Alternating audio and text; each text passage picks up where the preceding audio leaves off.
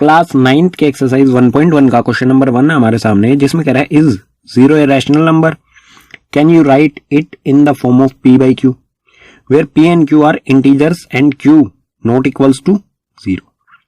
हमसे पूछा जा रहा है कि 0 हमारा रैशनल नंबर है या नहीं। ठीक है, अगर है तो क्या हम इसे p by q की फॉर्म में लिख सकते हैं। ठीक है, जहां पर p और q हमारे क्या होंगे, इंटीजर्स, और q हमारा क्या होगा, नॉट इक्वल टू 0। ठीक है, तो इसका आंसर सिंपली क्या हो जाएगा, yes 0 is a rational.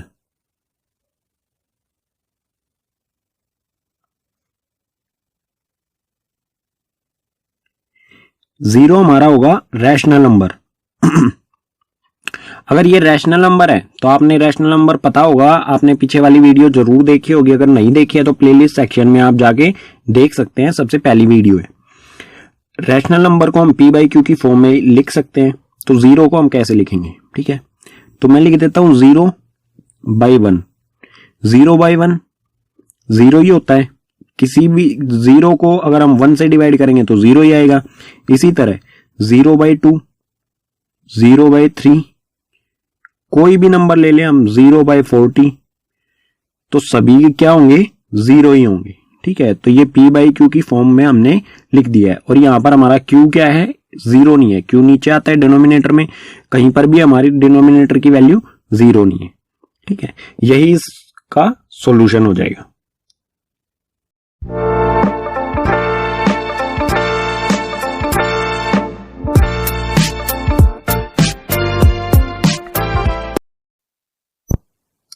Class 9th के एक्सरसाइज 1.1 का क्वेश्चन नंबर 2 है हमारे सामने, जिसमें कह रहा है find 6 rational number between 3 and 4। हमें 6 रैशनल नंबर्स निकालने हैं 3 और 4 के बीच में। तो आपको पता होगा कि किसी भी दो नंबर्स के बीच में इनफाइनाइट रेशनल नंबर्स होते हैं। ठीक है, तो हम कह सकते हैं there were infinite rational number between 3 and 4। यहां पर 3 और 4 के बीच में बहुत सारे रेशनल नंबर्स मौजूद होंगे। ठीक है, तो कैसे निकाल लेंगे, हमें 6 निकालने हैं सिर्फ, तो बहुत सारों में से 6 निकालना तो बहुत आसान बात है। तो कैसे निकाल लेंगे, हम इसे लिख सकते हैं 3 by 1। ठीक है, और इसी तरह से 4 को लिख देंगे हम 4 by 1। जितने भी हमें निकालने हैं, 6 निकालने हैं, तो 6 में हम 1 बढ़ा देंगे। ठीक है, 6 में 1 बढ़ा देंगे तो ये हो जाएगा 7, और उस 7 को ऊपर भी और नीचे भी मल्टीप्लाई कर देना है। ठीक है, दोनों में, 3 by 1 में भी और 4 by 1 में भी। तो मल्टीप्लाई करने के बाद क्या आएगा, 3 7 21, और नीचे 1 को 7 से मल्टीप्लाई करेंगे 7। इसी तरह से 4 को 7 से मल्टीप्लाई करेंगे तो 28, और नीचे सेम आ जाएगा 7। अब हमारा बेस देखो, बेस देखना आपको, बेस हमेशा सेम होना चाहिए तभी आपका आंसर सही होगा। तो बेस है हमारा 21 by 7 और 28 by 7, बेस दोनों में सेम है। ठीक है, तो हमारे नंबर्स क्या हो जाएंगे, जो रैशनल नंबर्स आएंगे वो क्या होंगे हमारे, 21 के बाद क्या आता है, 22 by 7, 23 by 7। ठीक है, इस तरह से हमारे रैशनल नंबर हो जाएंगे। तो 22 by 7, 23 by 7, 24 by 7, 25 by 7, 26 by 7 और 27 by 7। ठीक है, तो ये हमारा first, second, third, fourth, fifth, sixth, total हमारे 6 नंबर्स आ गए रैशनल नंबर। लेकिन जरूरी नहीं है कि हमारा आंसर यही हो। ठीक है, क्वेश्चन हो जाता है यहाँ पर कंप्लीट, लेकिन आगे मैं और कुछ एक्सप्लेन करता हूं इसके बारे में कि जरूरी नहीं है कि हमारा आंसर यही हो। ठीक है, वो क्यों, क्योंकि हमें पता है कि 3 और 4 के बीच में इनडेफिनेट मतलब इनफाइनाइट रेशनल नंबर्स होते हैं, बहुत सारे होते हैं। ठीक है, तो उनमें से ये कुछ है, सिर्फ 6, तो और इसके अलावा और भी हो सकते हैं हमारे। वो कैसे निकालेंगे हम, तो 3 by 1 ऐसे के ऐसे, और 4 by 1 एज इट इज लिख लेंगे। अगर हमें और नंबर निकालने हैं तो कोई भी 6 से बड़ा कोई भी, अगर 6 निकालने हैं तो इससे बड़ा कोई भी नंबर इन दोनों में ऊपर और नीचे मल्टीप्लाई कर देंगे। सपोज करते हैं हम 10 मल्टीप्लाई कर देते हैं। ठीक है, दोनों में 10 मल्टीप्लाई में 10, तो 3 10 ये हो जाएगा हमारा 30 by 10, और ये हो जाएगा 40 by 10। तो हमारे नंबर्स क्या होंगे, अब हमारे नंबर्स आ जाएंगे हमारे 31 by 10, 32 by 10, 33 by 10, ऐसे ही 39/10। तो हमारा आंसर ये भी हो सकता है और बहुत सारे आंसर हो सकते हैं हमारे, ठीक है। तो जो बुक का आंसर है वो ये है, लेकिन इसके अलावा भी आपका कोई आंसर आता है, मेथड को फॉलो करते हुए आपको करना है। अगर आपका आंसर और कोई भी आता है बुक से अलग तो वो भी आपका आंसर सही होगा।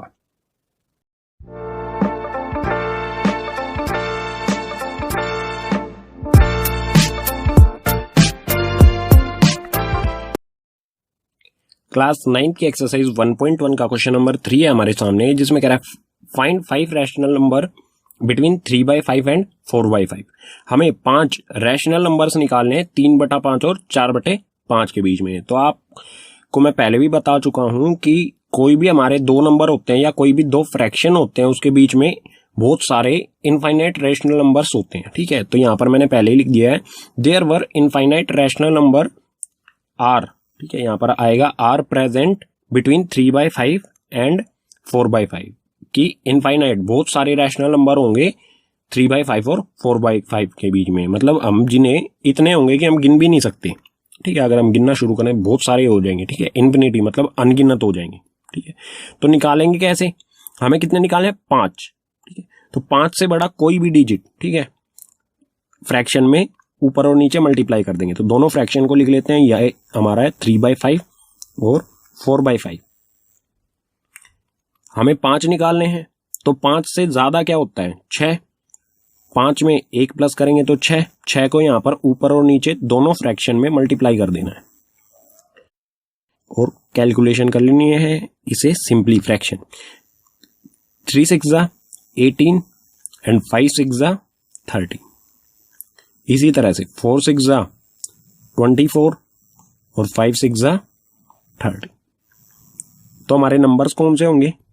18/30 और 24/30 के बीच में कौन कौन से नंबर्स आते हैं? 19/30, 20/30, 21/30, 22/30, 23/30। ये हो गए हमारे 5 रैशनल नंबर्स, ठीक है, जो हमें निकालने। लेकिन अगर इनके अलावा भी आपका कोई आंसर आ रहा है तो वो भी होगा आपका आंसर ठीक, अगर आप मेथड को फॉलो करते हो, ठीक है। जैसे मैं आपको बता देता हूं कि और भी अगर हम और भी रैशनल नंबर 5 के बजाय अगर हमें 8 या 10 निकालने होते तो क्या करते? मान लेते हैं हमें बोला गया कि 10 नंबर निकाल के दिखाओ रैशनल नंबर किन्हीं भी 2 फ्रैक्शन के बीच में, ठीक है। तो हम क्या करेंगे? 3/5 और क्या है हमारा 4/5 ऐसे कैसे लिख लेंगे? 10 निकालने हैं तो आप 11 से मल्टीप्लाई कर दो, 11/11 से, इसी तरह से 11/11 से। तो ये हो जाएगा 33/55 और ये हो जाएगा 44/55। बेस हमेशा सेम होना चाहिए, ठीक है। नीचे मतलब डिनोमिनेटर में जो संख्या है वो सेम होनी चाहिए, डिनोमिनेटर नंबर ऑलवेज इक्वल। तो हमारे रैशनल नंबर क्या होंगे? अगर हमें 10 निकालना है तो 33/5 के बाद क्या आता है? 34/55, ऐसे ही 35/55 और इसे कहां तक लिख देंगे हम? 44 से पहले क्या आता है? 44/5 से पहले क्या आता है? 43/55। तो बहुत सारे नंबर्स निकाल सकते हैं हम ऐसे, लेकिन जितने भी निकालने हैं आपको मेथड फॉलो करना है। जितने भी निकालने हैं उसको 1 बढ़ा के ऊपर और नीचे मल्टीप्लाई कर देना, ठीक है। इसके अलावा भी आप और कोई भी नंबर से मल्टीप्लाई कर सकते हैं, जरूरी नहीं है कि आप इससे ही मल्टीप्लाई करें, ठीक है।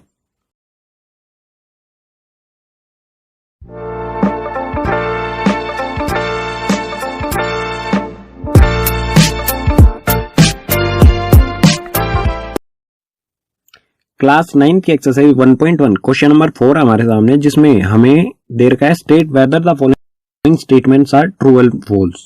हमें ट्रू फॉल्स बताना है, लेकिन उसके साथ साथ हमें बताना है give reason for your answer. हमारा जो भी आंसर होगा ट्रू तो वो क्यों है, और अगर फॉल्स है तो वो क्यों है, रीजन भी देना पड़ेगा हमें, ठीक है। तो फर्स्ट दे रखा है हमें every natural number is a whole number, ठीक है। तो ये होगा हमारा ट्रू, ठीक है। ट्रू क्यों होगा? क्योंकि नेचुरल नंबर हमारे क्या होते हैं? नेचुरल नंबर को n से डिनोट करते हैं, और नेचुरल नंबर क्या होते हैं हमारे? 1 2 3 4 5 6 7 8 9 इनडेफिनेट तक, ठीक है, मतलब अनगिनत तक होते हैं। और वोल नंबर क्या होते हैं हमारे? इसको शायद W से डिनोट करते हैं। वोल नंबर्स होते हैं हमारे जो 0 से शुरू होते हैं और 1 2 3 ये भी इनडेफिनेट। तो इसमें क्या कह रहा है कि सभी नेचुरल नंबर जो है वो होल नंबर है। ठीक है, तो नेचुरल नंबर 1 2 3 से शुरू होते हैं, होल नंबर 0 से शुरू होते हैं। तो 1 2 3 इसमें भी आते हैं, तो सारे नेचुरल नंबर्स जो है वो होल नंबर्स हो जाएंगे। ठीक है, इसलिए ये हो जाएगा हमारा ट्रू। सेकंड देखते हैं, इसमें क्या कह रहा है, every integer is a whole number. सभी इंटीजर जो है वो होल नंबर्स होते हैं। ठीक है, तो ये होगा हमारा फॉल्स। ठीक है, क्यों होगा, इसका रीजन होगा हमारा इंटीजर जो होते हैं ना, हमारे इंटीजर जो होते हैं वो होते हैं हमारे -2, मतलब इस तरफ हमारा माइनस से -4 -3 -2 ऐसे इंडेफिनेट, इस तरफ तक इंडेफिनेट और इस तरफ -1, उसके बाद 0 1 2, दोनों तरफ ये होते हैं, ये इंफिनिटी तक बड़े होते हैं। ठीक है, इंफिनिटी तक हम इसे इस तरफ भी बढ़ा सकते हैं और इस तरफ भी बढ़ा सकते हैं। तो इंटीजर्स जो होते हैं वो माइनस में होते हैं, लेकिन होल नंबर्स जो है वो तो 0 से शुरू होते हैं, ये कोई भी माइनस में नहीं होता, इसलिए फॉल्स हो जाएगा ये हमारा। कोई भी जो हमारे इंटीजर्स हैं, सभी इंटीजर्स नहीं होते, कुछ इंटीजर्स जो है वो होल नंबर होते हैं हमारे। ठीक है, जो पॉजिटिव वाले इंटीजर होते हैं उनको हम होल नंबर कह सकते हैं, लेकिन नेगेटिव वालों को नहीं। तो यहाँ पर एवरी लिखा हुआ है कि सभी इंटीजर होंगे, इसलिए ये हमारा हो जाएगा फॉल्स। थर्ड पर आते हैं, every rational number is a whole number. क्या सभी रैशनल नंबर जो हैं वो होल नंबर्स हैं? तो ये भी हमारा होगा फॉल्स। क्यों होगा, उसका कारण बताता हूं। रैशनल नंबर क्या होते हैं, जो p/q की फॉर्म में होते हैं। ठीक है, तो p/q की फॉर्म में हमारे होल नंबर्स होते हैं 0 1 2 3। तो ये फ्रैक्शन, मतलब इसमें क्या आएगा, हमारा पॉइंट में आंसर आएगा या नॉन टर्मिनेटिंग में आएगा। ठीक है, नॉन टर्मिनेटिंग रिपीटिंग डेसिमल्स, जैसे हमारा 0.3333 आ जाता है, तो ये जो होगा ये होल नंबर नहीं होगा हमारा। ठीक है, इस तरह का नंबर हमारा होल नंबर नहीं होता, इसलिए ये हो जाएगा हमारा फॉल्स। ठीक है,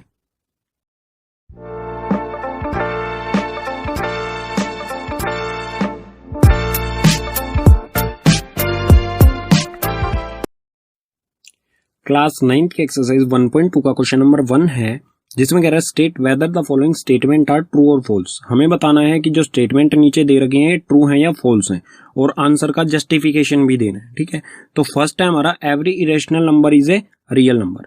क्या सभी इरेशनल नंबर रियल नंबर होते हैं? तो इंट्रोडक्शन वाली वीडियो में मैंने बता रखा है कि कोई भी नंबर होता है हमारा, सभी नंबर्स हमारे रियल नंबर होते हैं, चाहे वो रैशनल हो चाहे इरेशनल नंबर हो। कोई भी नंबर जिसको हम लाइन पर शो कर सकते हैं, ठीक है, बीच में होता है 0, इधर 1 2 -1 -2।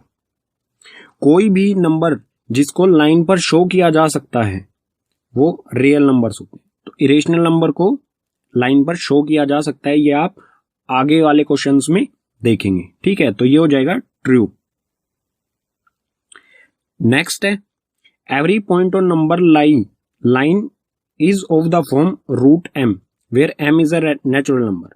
कि नंबर लाइन पर कोई भी पॉइंट जो है वो रूट m की फॉर्म में होगा। ठीक है, और जहां पर m नेचुरल नंबर होगा। ठीक है, अगर m नेचुरल नंबर है तो ये हो जाएगा हमारा फॉल्स। फॉल्स किस तरह से होगा, नेचुरल नंबर नेगेटिव नहीं होते हैं कभी भी, और नंबर लाइन पर हमारे नंबर्स जो होते हैं वो पॉजिटिव भी होते हैं और नेगेटिव भी होते हैं। ठीक है, तो नेचुरल नंबर 1 2 3 होते हैं, -1 2 3 नहीं होते हैं। ठीक है, तो ये हो गया फॉल्स। थर्ड क्या कह रहा है, every real number is an irrational number. कि कोई भी हमारा रियल नंबर है वो इरेशनल नंबर होगा। रियल नंबर को हम p/q की फॉर्म में लिखा जा सकता है। मान लेते हैं कि रियल नंबर में सभी नंबर्स आ जाते हैं हमारे। ठीक है, रियल नंबर में रैशनल नंबर्स भी आ जाएंगे, इरेशनल नंबर्स भी आ जाएंगे। तो रियल नंबर में ये दोनों नंबर्स आ जाते हैं। क्या रियल नंबर, मतलब ये हमारे रियल नंबर है, क्या ये रैशनल और इरेशनल नंबर ही हैं? तो ये हो गया फॉल्स। ठीक है, तो क्वेश्चन होता हमारा कंप्लीट, बिल्कुल बेसिक सा क्वेश्चन था। आगे चलते हैं, मतलब नेक्स्ट वीडियो देखेंगे आप। ठीक है, अभी के लिए इस क्वेश्चन में इतना ही।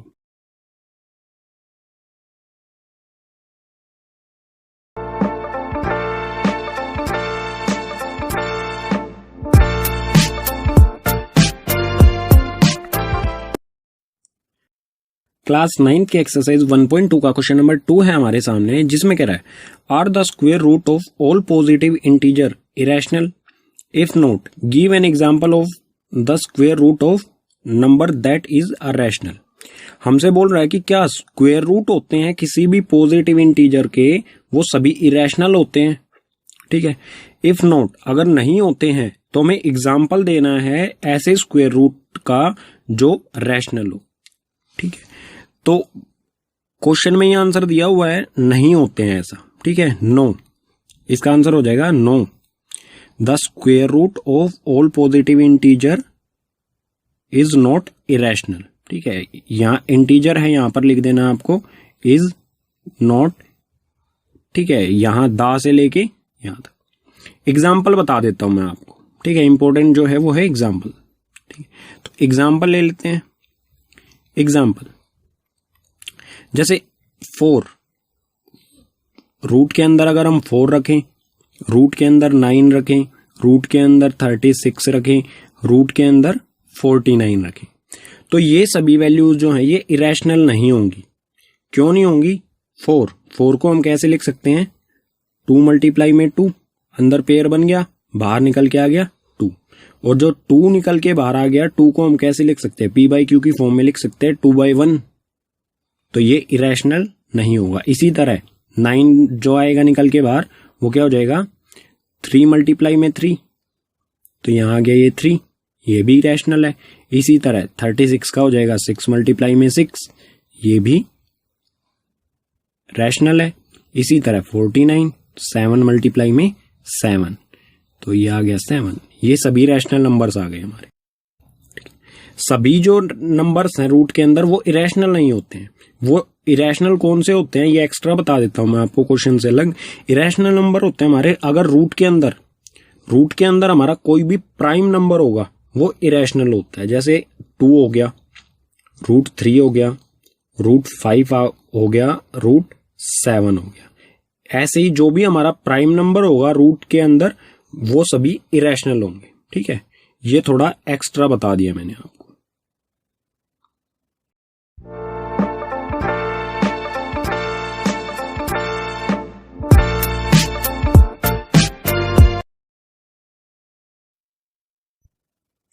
क्लास 9 की एक्सरसाइज 1.2 का क्वेश्चन नंबर 3 है हमारे सामने, जिसमें कह रहा है show that √5 can be represented on the number line.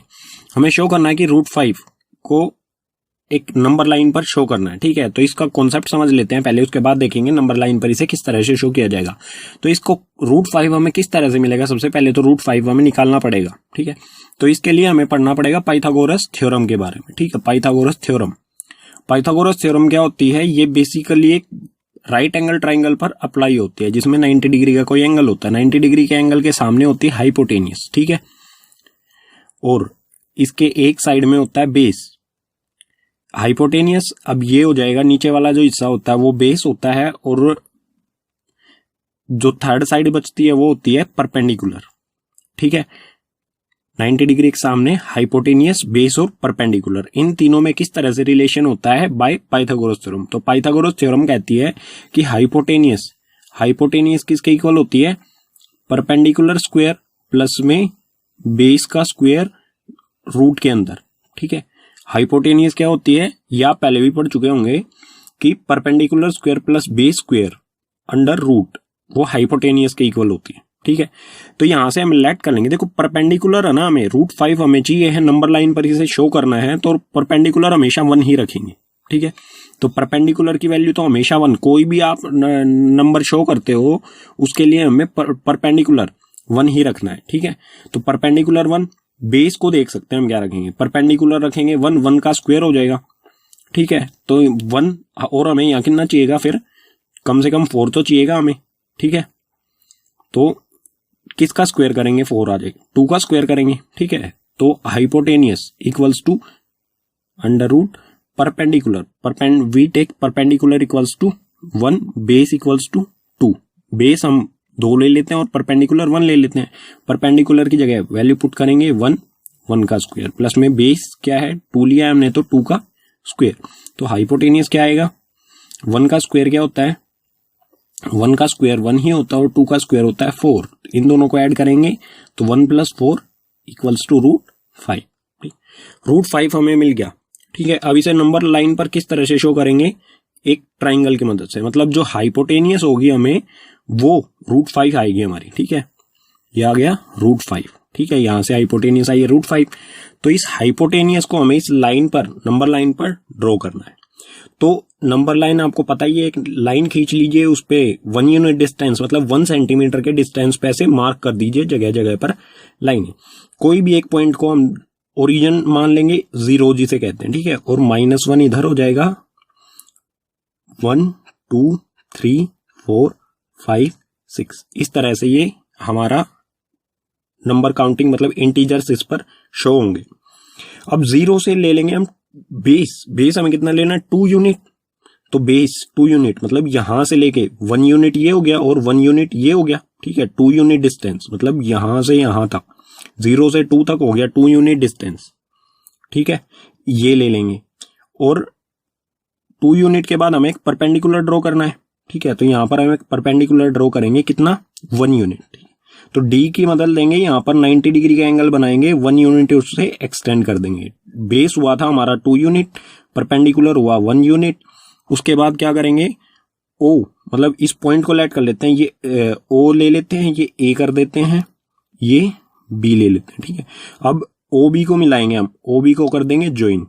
ये हमने ओ बी को ज्वाइन कर दिया, ये 2 1 यहां पर 90 डिग्री मतलब ये क्या है, एक राइट एंगल है। तो ये क्या होगा हमारा, ओ बी क्या होगा, √5। ठीक है, √5 हो गया। लेकिन ये पॉइंट जो है हमारा ओ बी, ये नंबर लाइन पर तो नहीं है, इसे इतनी ही लंबाई नंबर लाइन पे हम कैसे निकालेंगे। तो आपको यहां पर कंपास की जरूरत पड़ेगी, प्रकार की। कंपास की जो टिप होती है उसको रखेंगे ओ पॉइंट पर और पेंसिल को इस पॉइंट तक। ठीक है, और यहां पेंसिल को रख के इसको कुछ इस तरह से सर्कल की तरह ड्रॉ कर देना, हमें एक आर्क बना देनी है इस तरह से। ठीक है, आर्क जहां भी इस पॉइंट को मतलब मेन लाइन को जहां पर जिस भी पॉइंट पर टच करेगी, इस पॉइंट पर टच कर रही है तो इसको लेट कर लेंगे, ये पॉइंट हो गया डी। ठीक है, और ओडी क्या होगा हमारा, ओडी इक्वल्स टू ओबी। जो हमारी ओडी लाइन होगी ये ओ डी इस पॉइंट तक और ओबी ये इक्वल होंगे, क्योंकि एक सर्कल आर्क जो होता है सेंटर से दोनों सेम दूरी पर होते हैं। ठीक है, तो ओबी इक्वल्स टू ओडी, ओबी कितना है, ओडी और ओबी इक्वल होंगे, दोनों किसके इक्वल होंगे, √5 के। तो हमें √5 शो करना था नंबर लाइन पर, √5 कहां पर है, डी पॉइंट पर। ठीक है, अब देख लेते हैं इसको कॉपी में किस तरह से करना है। आपको बिल्कुल मैं बना के दिखाता हूं किस तरह से इसे आपको कॉपी में करना है। ठीक है, तो कॉन्सेप्ट आप समझ ही चुके हैं कि √5 को नंबर लाइन पर किस तरह से शो किया जाता है। मैं बताता हूं आपको कॉपी पे किस तरह से करना है। तो उसके लिए जरूरत पड़ेगी हमें स्केल, डी, पेंसिल की जगह पर मैं स्केच पेन का यूज कर रहा हूं और कंपास। ठीक है, तो सबसे पहले क्या करते हैं, एक नंबर लाइन ड्रॉ कर लेते हैं। तो ये स्केल लेते हैं, स्केल से नंबर लाइन ड्रॉ कर, एक लाइन ड्रॉ कर लेते हैं। ठीक है, किसी भी लेंथ की कोई लाइन ड्रॉ कर लेनी है, उस पर 1 सेंटीमीटर के डिस्टेंस पर हमें मार्क कर देना है। तो ये 1 सेंटीमीटर पर मैं हर जगह मार्क कर देता हूं जहां पर भी 1 सेंटीमीटर कंप्लीट हो रहा है। ठीक है, किसी भी पॉइंट को आपको ले लेना है 0 ओ। ठीक है, ओरिजिन जहां से लाइन शुरू होती है, ओरिजिन। इसके इधर क्या होता है, -1, इधर होता है 1 2 3 4 और 5। अब हमें क्या करना था, कॉन्सेप्ट क्या था हमारा, base equals to 2 unit. Base हमें 2 यूनिट लेना है, तो 0 से शुरू करेंगे, 0 से 1 और 2 यहां तक, मतलब यहां से लेके यहां तक हमारा कितना डिस्टेंस हो गया, 2 यूनिट। ठीक है, अब परपेंडिकुलर कितना था, 1 यूनिट। तो परपेंडिकुलर ड्रॉ करेंगे यहां पर, 2 जो है हमारा यहां पर। ठीक है, यहां पर हम एक परपेंडिकुलर ड्रॉ करेंगे जो 1 सेंटीमीटर तक जिसकी हाइट होगी। ये मैंने निशान लगाया और इसे 1 सेंटीमीटर तक एक्सटेंड कर देते हैं लाइन को। तो 6 से शुरू करूंगा 5 तक। ठीक है, 1 सेंटीमीटर हो जाएगा ये हो गया 1 सेंटीमीटर का परपेंडिकुलर। ठीक है, अब इनको पॉइंट्स को नाम दे देते हैं। ठीक है, ये ए पॉइंट, ये बी पॉइंट। तो ओ बी को ज्वाइन करेंगे, तो ओ बी को ज्वाइन करने पर हमें मिलेगा ओ बी इक्वल्स टू √5। ठीक है, ये आ गया √5, क्योंकि बेस हमारा, इस पर पाइथागोरस अप्लाई करेंगे तो ये √5 आएगा। ठीक है, अब ये ओ बी जो है ये हमारा नंबर लाइन पर तो है नहीं, ये पॉइंट ऊपर है, ओ बी ऊपर है, इस लाइन पर इसे कैसे लेके आएंगे इस लेंथ को? इसके लिए जरूरत पड़ेगी कंपास की। आपको क्या करना है, ओ पर, ओ पॉइंट पर आपको टिप रखनी है इसकी कंपास की, और बी तक इसे एक्सटेंड कर लेना है। ठीक है, ये रख दिया हमने, बी तक इसे एक्सटेंड करके इसे एक आर्क लगा देनी है मेन लाइन की तरफ हमारी, ये लगा देते हैं। तो ओ ए पॉइंट ये हो गया जहां पर इस आर्क ने इस लाइन को इंटरसेक्ट किया, मतलब इस लाइन पे जहां पर भी ये टच हुई, ये पॉइंट हो जाएगा डी। और ओडी जो होगी हमारी वो होगी √5। ठीक है, ओडी इक्वल्स टू √5, या फिर हम कह सकते हैं डी पॉइंट जो होगा इस लाइन पर वो होगा ओ से डी तक √5। ठीक है, तो यही हमारा कॉन्सेप्ट है, इसको फॉलो करते हुए आप √5 को लाइन पर कैसे शो किया जाता है वो इजीली कर